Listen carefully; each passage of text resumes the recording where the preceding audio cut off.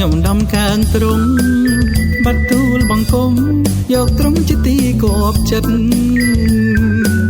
ក្នុងគ្រាស្ដុកស្ដំខ្ញុំដំកើងទ្រង់បាត់ទូលបង្គំយកទ្រង់ជាទីគប់ចិត្តទ្រង់លាប្រេងឲ្យខ្ញុំបានបរិសុទ្ធពួកខ្មាំងតង់ស្លុតគ្មានថ្ងៃឈ្នះខ្ញុំឡើយណាខ្ញុំអំពាវនាវទ្រង់ជួយយ៉ាងជាក់ខ្ញុំរួចពីស្លាប់ក្រោមស្នាដៃខ្មាំងសឹកត្រូវ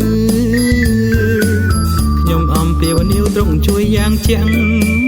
ខ្ញុំរួចពីស្លាប់ក្រោមស្នាដៃខ្មាំងសឹកត្រូវពួងបរិសុទ្ធអើយជាសរសើរទ្រង់ទៅទ្រង់គឺជាផ្លូវជាសេចក្តីពិត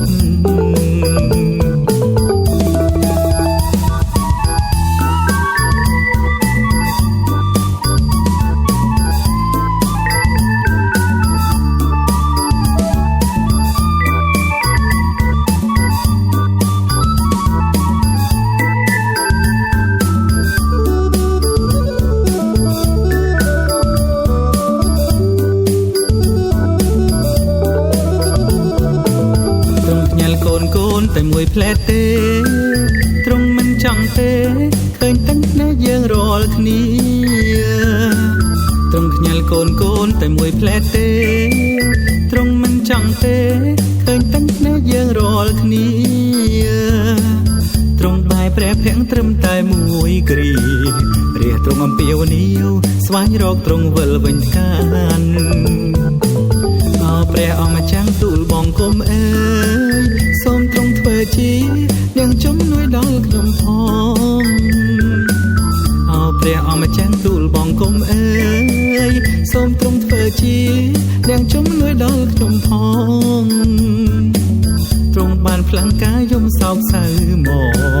មកច្រៀងវិញម្ដងដោយក្តីអំណរ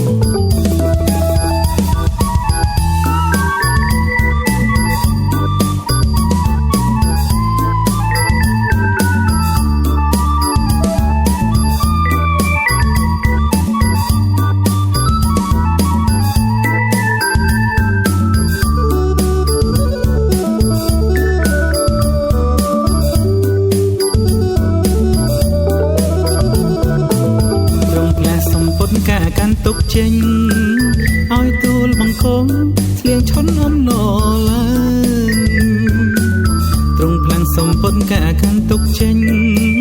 ឲ្យទូលបង្គំស្លៀងឈុនអំណរឡើង